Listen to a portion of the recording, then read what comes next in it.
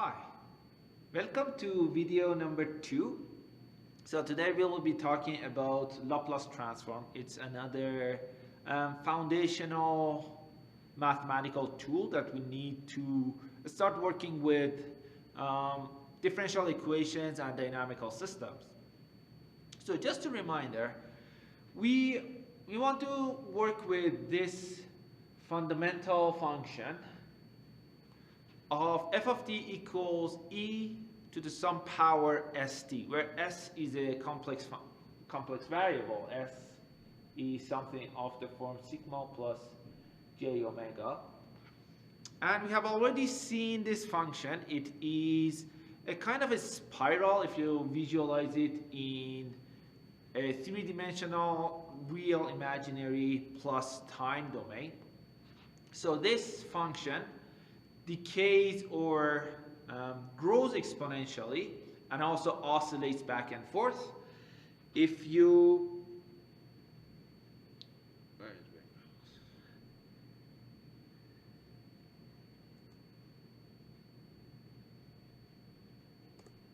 visualize it, it appears to be a rotating or oscillating function that either converges to zero or expands to infinity. It continuously grows with bigger and bigger cycles.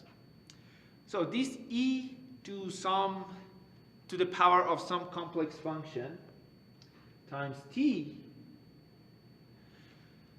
is a very fundamental form. It shows up in many applications. For instance, when you have a pendulum with some friction, you started with some initial condition and it oscillates back and forth until it settles to a single position. Or if you have a mass attached to a spring and damper, you oscillate it, let it go, it goes back and forth and comes to a stop. All of these responses follow the same form as this e to some power of sigma plus j omega t. And this captures a very fundamental behavior of both decaying response and oscillation.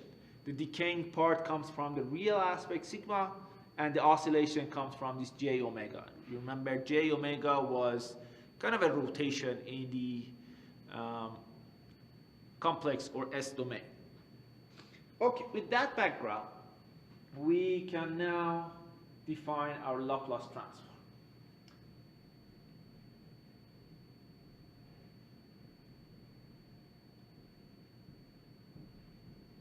Let's first define it, see what it is, and then we can get to make a little bit of interpretation what it means. So let's take a function .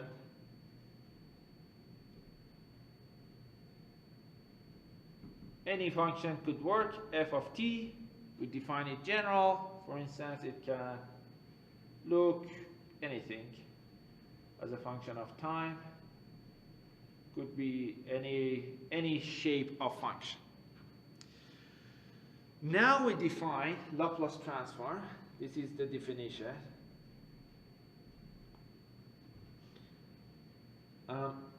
We usually denote it with a big L or big calligraphy kind of L.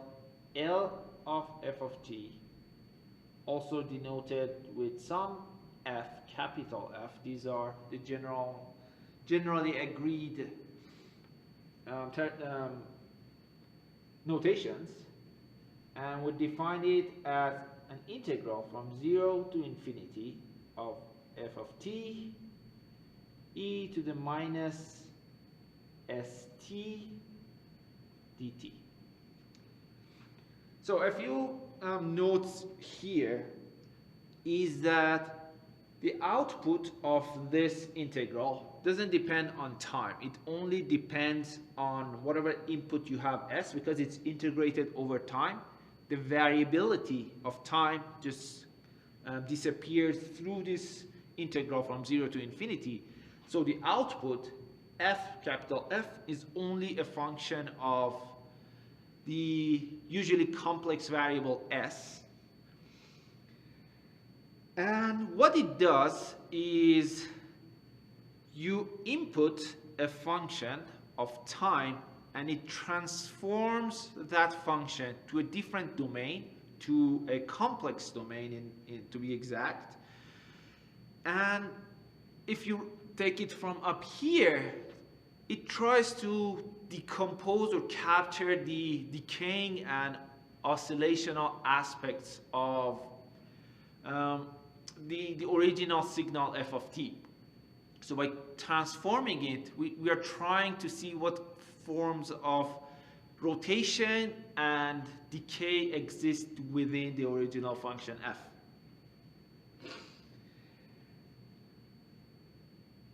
So that is the basic definition. But really, what does this Laplace transform do for us?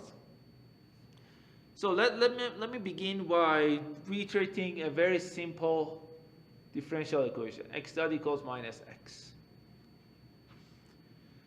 So this, we know the answer to this, x of t equals e to the minus t, with initial condition of x, for instance, being 1, x at 0 being 1. You see this form appeared. In fact, if you have any differential equation of any order, any complexity, as long as it's linear, for all linear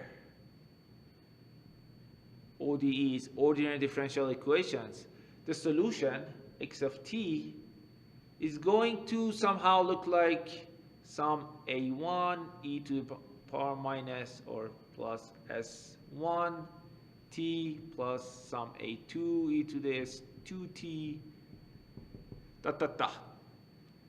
So always these linear differential equations will have a solution of this form. The s's could be complex, and this shows those decaying and rotational kind of behavior. Really what we want to do when we have a complex differential equation, we want to find what are these AI and SIs. This is how we solve a differential equation, essentially by trying to find these parameters within the signal. What Laplace transform does, it takes any potentially arbitrary function, takes it to the S domain, to the rotation and decaying domain, and by considering the constraints that are set by the differential equation, tries to see what parameters can be considered compatible with the structure of differential equation, find those, and then transform them back to the time domain to reconstruct our signal. This transformation to a different domain, I'm sure you have already seen or heard a distant cousin of this, a Fourier series or transform, series and Fourier transform. The Fourier series and Fourier transform are closely related to each other. And I have an animation that may be useful.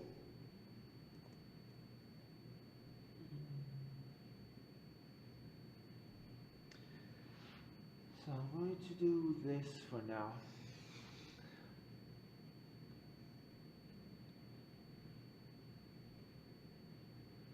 Okay, here I have this function, an arbitrary function. What we could do with Fourier series was to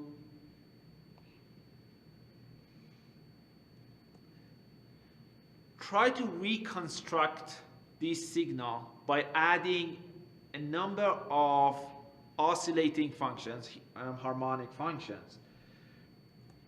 For instance, in this case, if I try to rotate this,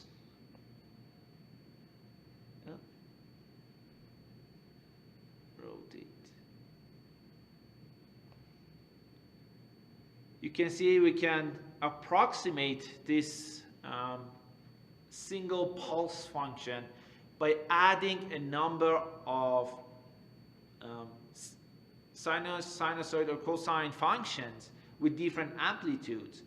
And the amplitude of each of these kind of represents how much the individual frequency exists within our original signal. If we continue this series to infinity, we can essentially reconstruct our original function to any degree we want. But the point I want to make here is, through this Fourier series, of Fourier transformation, which is a continuous version of the same thing, we could identify individual strength or amplitude of various frequencies within our original signal. When we have those amplitudes, we can then add the sines and cosine with the corresponding amplitudes and figure out what our original signal was. In the case of Fourier series, these sines and cosines with different frequencies were our basis functions, and the coefficients of those gave us the original signal. In fact, Fourier transform is a special case that only considers oscillation, no decaying, but this Laplace transform is just a step up from Fourier transform, and not just considering oscillation but also decaying within our original basis functions, trying to reconstruct the original signal. So that's what really these Laplace transform does for us.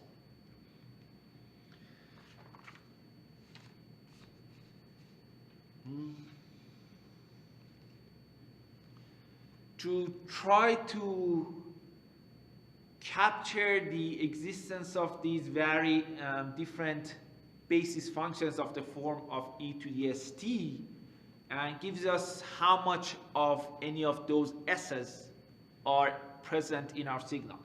So let me rewrite it again. If I have my Fourier, my Laplace transform of f of t, which is this integral from 0 to infinity of f of t e to the minus st dt. This is a function of the complex variable s. So what it does, you can imagine any point on the s-plane or s-domain. Any point S, this is the imaginary axis and real axis. Any point that may represent, for instance, here an oscillation that eventually goes to 0. This point, this characteristic behavior, can be fed through this Laplace transform of our function, and it takes us to another point in the S domain. I don't know, for instance, here. This can continue, go here. That is a little hard to interpret exactly what that point is, but essentially it has the information about the presence of that mode or that shape function within the original f of t. So that's what the Laplace transform really does. So maybe we can begin using Laplace transform by just looking at a very simple example. Example of, let's take f of t to be e to some power at, or maybe minus at. So my original function, oops, it's way up.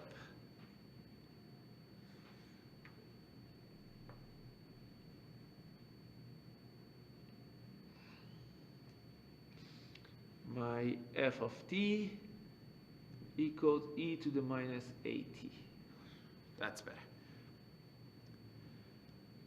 So this is just a could be complex or real number. Let's for now take, really doesn't matter, but let's pretend it's a real number. So it's a decaying function with time.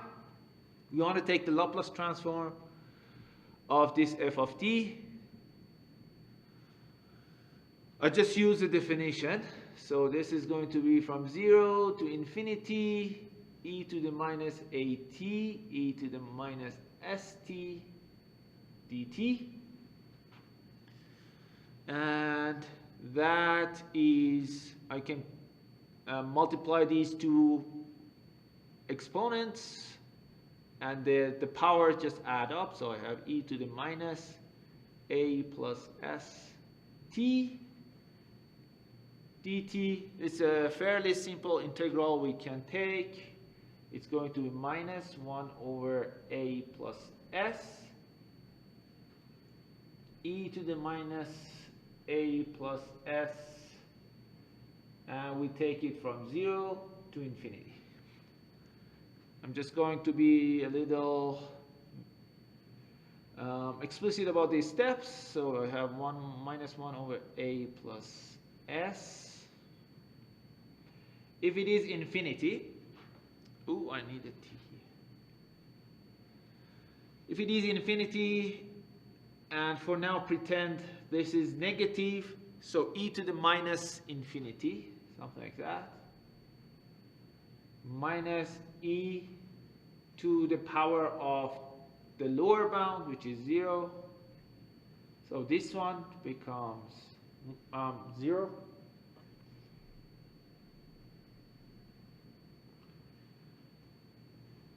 And this one is 1. So what we end up with is minus 1 cancels with that minus. I end up with 1 over a plus s. So that is the Laplace transform of the function e to the at. Ooh, it could not see it. So here what I have written is, so this I'm going to have to make it smaller. Sorry about that. So this screen is bigger, a little bigger, so I don't know exactly where the camera can see. So what did we have? Minus 1 over a plus s e to the minus a plus s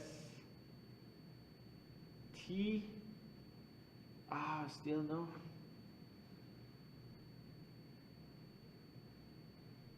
Even smaller. Let's see, where do here. So e to the minus a plus st, taken from 0 to infinity. That's what I'm doing. And this is almost the end of it. So a plus s. Okay, that's better. Good.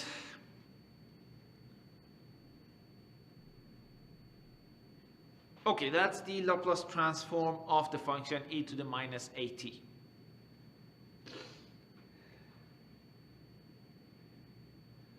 So let's for now consider an important condition. So what happens if s equals minus a? So in this case, my f of s equals minus a becomes infinity. This is kind of, you can try to ration it for yourself, that among all possible s's in the s domain, of all different combinations of how fast you're oscillating and whether you are how fast you are decaying or diverging, this particular one has the largest relative value among all possible combinations. And s equals minus a, in fact, e to minus at, which comes from here, is our original signal e to the minus at.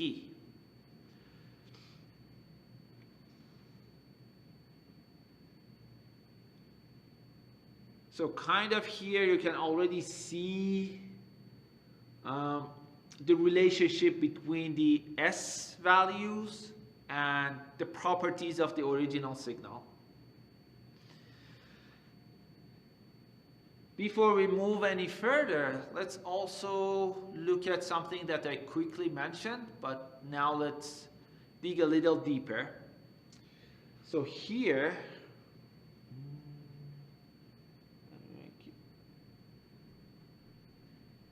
this turned out a mess.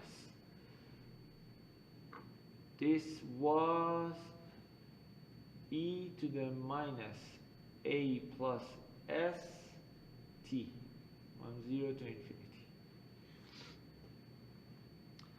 So in order for this integral to exist, a plus s, either real or imaginary, needs to have a negative real part.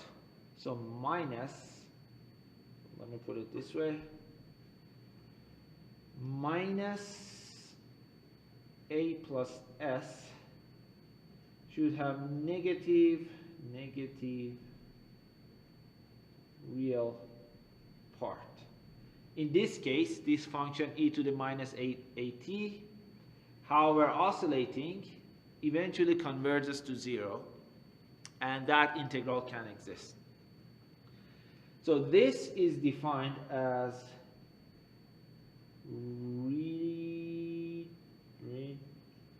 how do you write region? How do you write region? Region of convergence. I do not spell it. It's R-E-G-E-G-E-O-N. Region of convergence. That's better.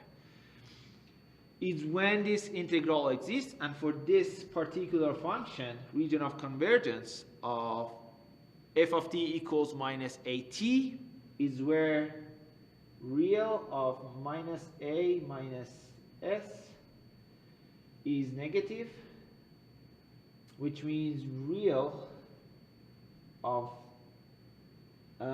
s should be let me spell it out because I'm confusing myself. So real of a plus s should be positive. So real of s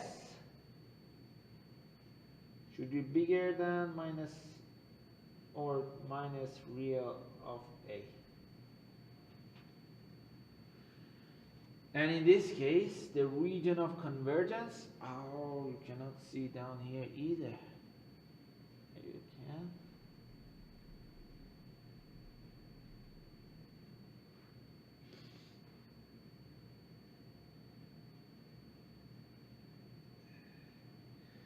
So, write it, real of, what did I have? Real of A should be, or real of S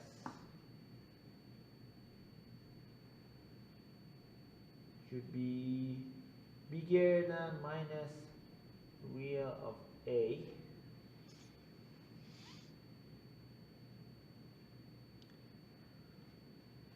So whatever A is, any point, so if A is positive, this becomes minus A. So the region of convergence for this integral is anything to the right of this line. Okay, so let me clean up the board and we continue.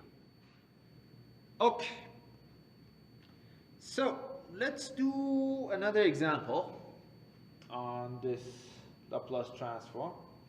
So imagine my f of t is now sine of at, a sinusoidal function. Again, from the definition, Laplace transform of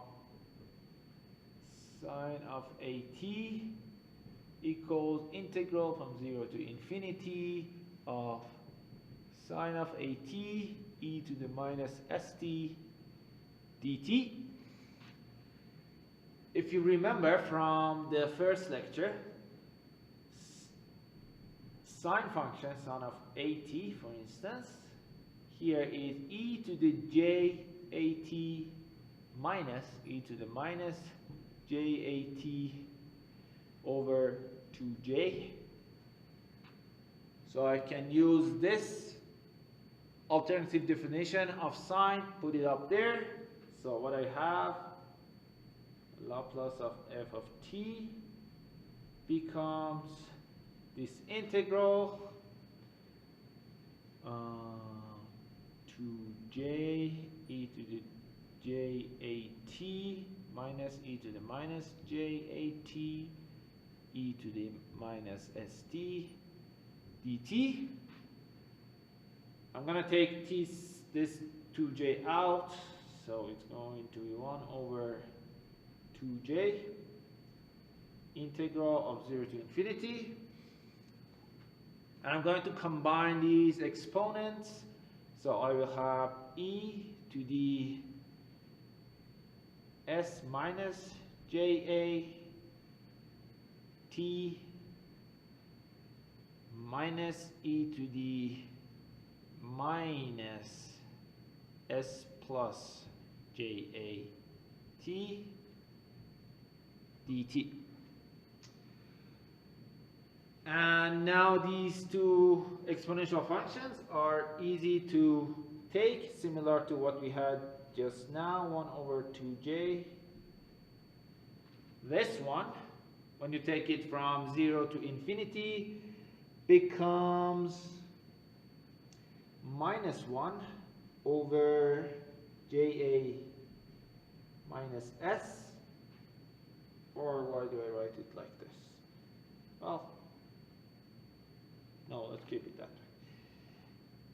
Plus, the second one is minus 1 over ja plus s.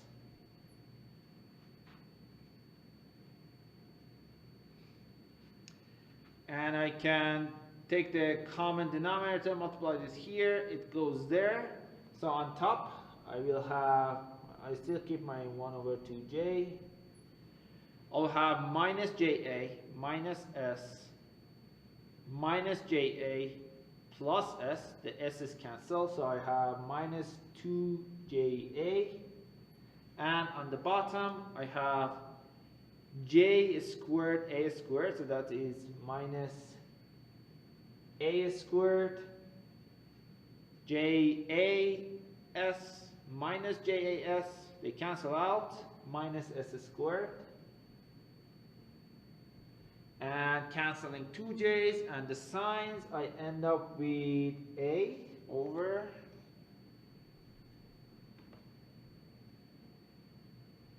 a squared plus s squared. So this is the Laplace transform of sine of at.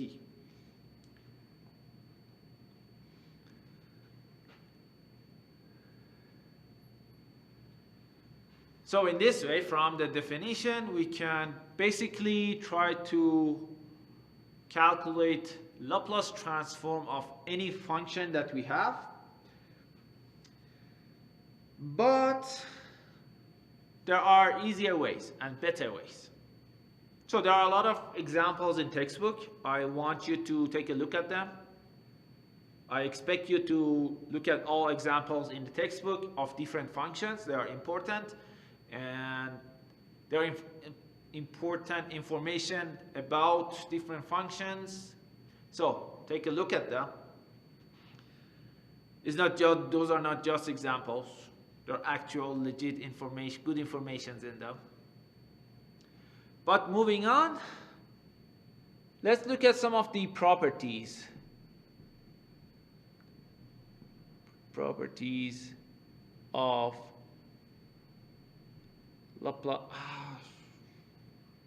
Laplace transform. I hope you can see it. I said properties of Laplace transform. So first thing, Laplace transform is a linear transformation. It means that if we have Laplace transform of f of t equals f of s, and Laplace transform of g of t is g of s, then Laplace transform of a f plus b g equals a f of s plus b g of s. This linearity is very useful and very important for Laplace transform.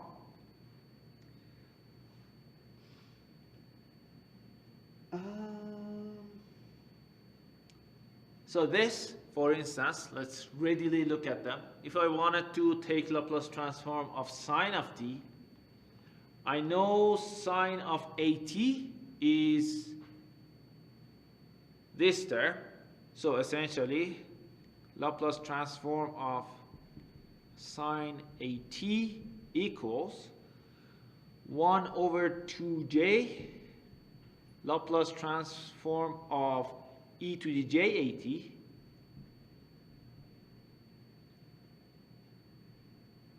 at minus Laplace transform of e to the minus j at. And from the first example, we could easily write 1 over 2j. Laplace transform of e something was 1 over s plus that, s plus j a, minus 1 over, this is the same, e to the something t, so it's going to be s plus that thing, so minus ja. And it's the same thing as the one down here. So this linearity is very helpful. And also,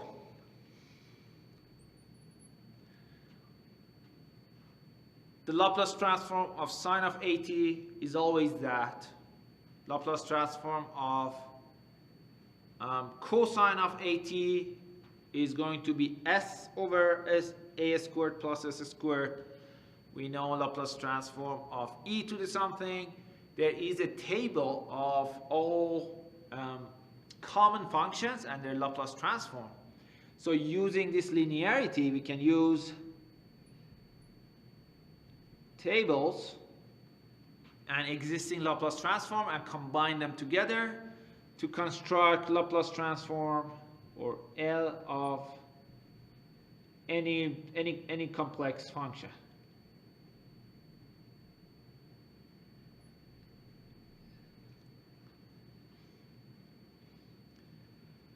Not just linearity helps here, there are other useful properties of Laplace transform that we can look at.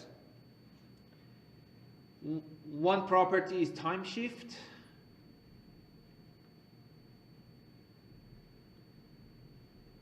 So if Laplace transform of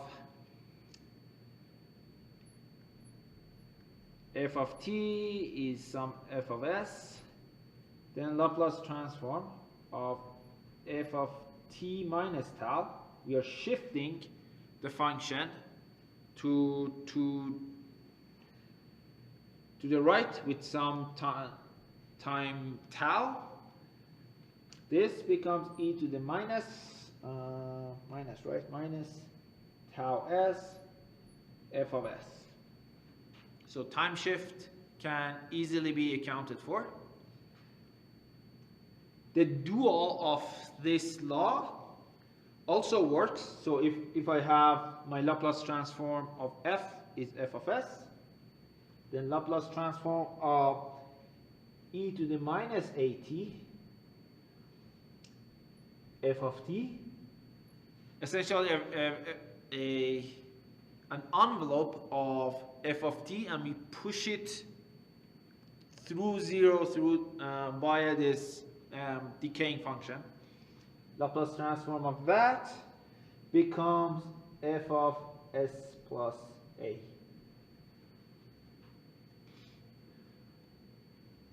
Again, very useful property. Let me see, where is the end of my line? Oh, it's very short. It's about here. Other properties that can be helpful,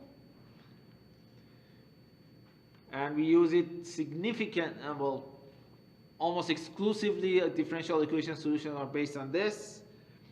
When we have Laplace transform of, I'm going to skip this definition. Laplace transform of the derivative of f of t, dft over dt, is going to be s f of s minus f evaluated at time 0. You can use this one, this law, let's put it one of these, and take another derivative to come to the second derivative. So d2f of dt2 becomes s squared f of s minus s f of t minus f dot of 0. Didn't fit. Did it? Did you see?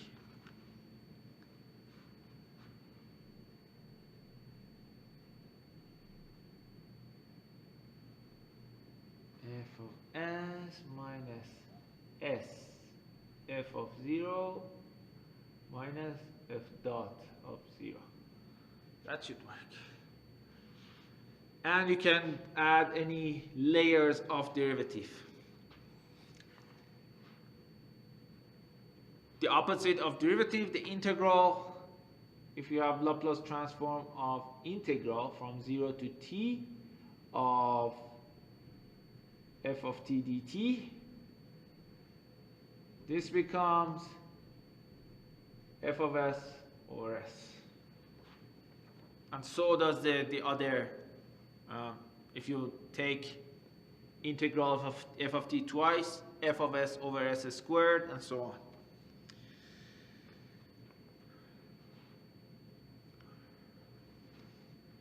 So there are a few more properties of Laplace transform in the textbook in one of the tables.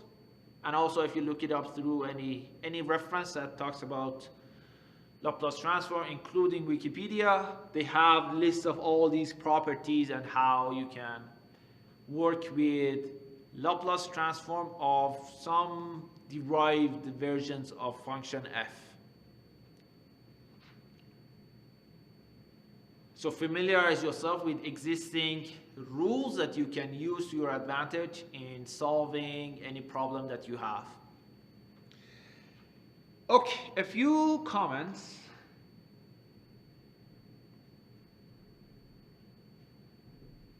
About Laplace transform. So we already saw, maybe it is also visible here, that whenever Laplace transform becomes infinity, that tells us a lot about the original function. For instance, when we have here a squared plus s squared, so it's this polynomial has complex roots of s equals plus or minus ja. Both of these values make the Laplace transform of sine of t to explode, make it infinity. And what is e to the power ja? If you recall, e to the power ja was cosine plus j sine. Essentially, it is the same function as our original one with a slightly different format, but essentially it is the same. So whenever the the Laplace transform f of s is infinity, that tells us quite a lot. So that's what it is when we call a pole. Pole is the s values where f of s equals infinity. Essentially, they are always the roots of the denominator of the Laplace transform. There is another function called concept, 0, all those as values, where f of s equals 0. Usually we think this could be important, but really zeros don't have as much weight in importance and value as the poles. Poles, as we will see almost throughout this course, is fundamentally a fundamental aspect of a function or a system when we are dealing with system. So this pole, I'm going to put the star next to it. We get back to it. It's a very important concept. Another comment that I think it is useful to know, although it doesn't come too much into effect in our discussion, is in general we skipped it at the beginning. We should have mentioned it early on when we defined it, but a Laplace transform, for a Laplace transform function to exist, let me write it down. For L of f of t to exist,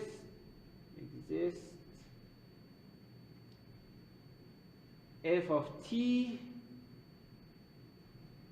should be of something called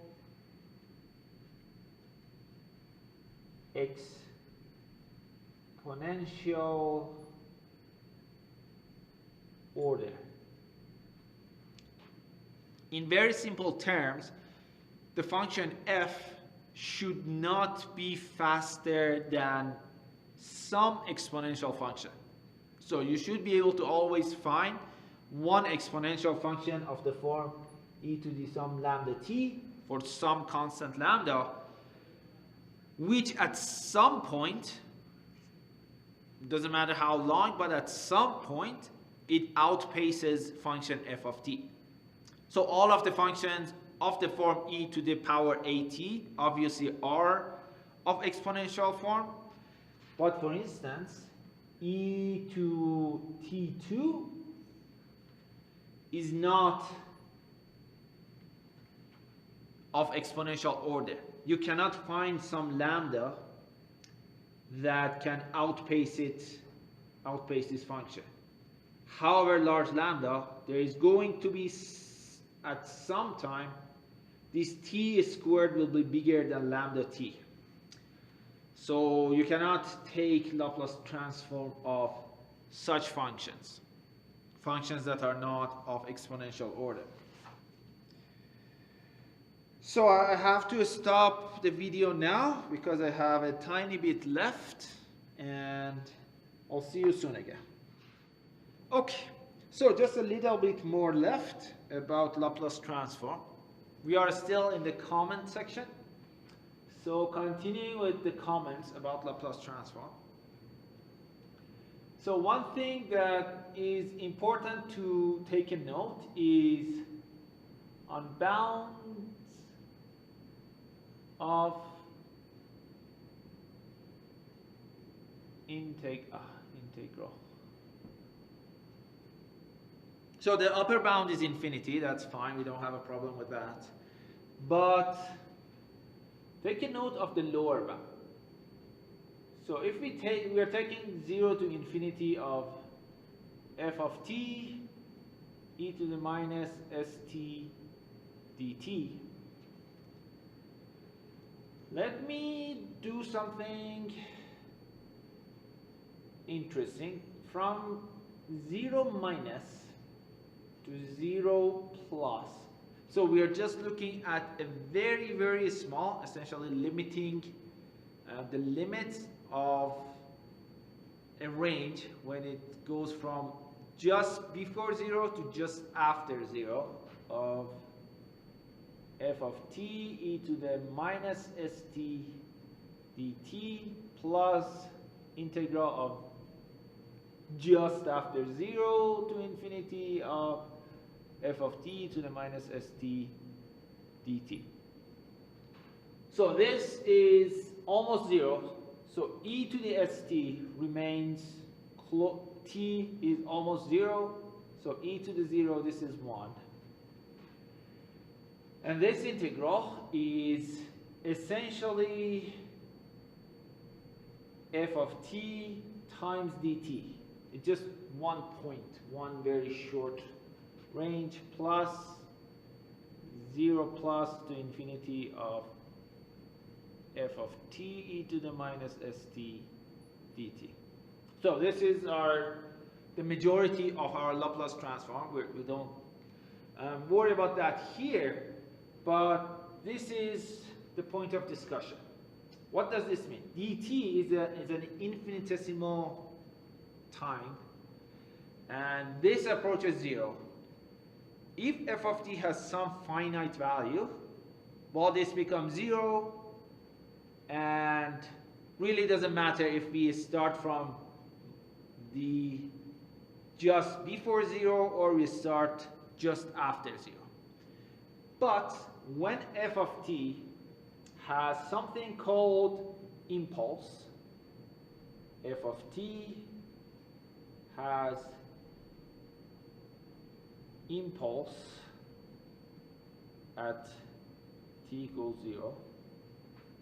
Impulse is like you strike it with a hammer. So there is a very large spike at the value of f, and it then may go back to its value. Impulse, by definition, mathematical definition, is a function whose value is approaching infinity for a very short amount of time. If f has this impulsive behavior at the beginning, then the bounds of the integral would be different, and the results you get from the Laplace transform would matter if you choose 0 plus or 0 minus. And this is maybe not as uncommon as we think. For instance, if I have an original function that is a step function, this could be the input to my system. I immediately wanted to jump from 0 to 1, and we want to see how the system behaves. The derivative of this function, if this is my, let's call it g, derivative of g, which becomes my f, will be almost infinity for a very short amount of time, and then 0 after that.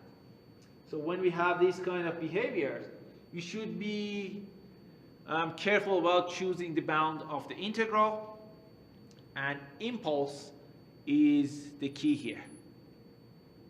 So that's one thing. And also, before I forget, all of these bounds also apply to other rules. For instance, when we had the derivative rule, I'm going to write it here. Laplace of f dot of t was s, f of s plus f of 0. When we are talking about either plus or minus, we can put a plus here, and then we have to take the value of f either right after 0 or right before 0. This can be either positive or plus or minus. So take a note of this potential difference if the function has some impulse in it. Two theories about the relationship between the time domain f of t and the s domain capital F of s. First theory is the what is called, which one is first here? Final value theorem. It's a shortcut way to find the limiting value of a function f of t using its Laplace transform. So limit of f of t as t goes into infinity, this becomes equal to limit of sf of s as s goes to 0. So if you know Laplace transform, you can more easily calculate the limit when s goes to 0 and use that as a substitute for calculating final value of f. For instance, it's a steady state value after a long amount of time.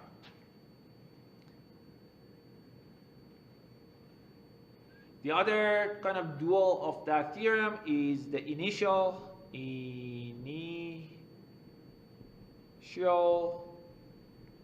value theorem, which, as the name suggests, we want to find the initial value of f. So f of 0 when it approaches from positive towards 0. Let me put it this way. Why did I do this? In my note I have it like this, but it doesn't make a lot of sense. Let's put it in limit of f of t as t approaches to 0 from the positive side. This is equal to limit of s goes to infinity of s f of s. So we don't use them all that much, but nonetheless they are useful theories that we can use to find values of f or infer some information about f using the Laplace transform of it. Okay, with that, I think this is time to wrap up this lecture. In the subsequent lecture, so this was all about the preliminary defining Laplace transform. We didn't really use it. In the next lecture, you'll see how all of this mathematical jargon can become very, very, very helpful in solving differential equations. So until then, see ya.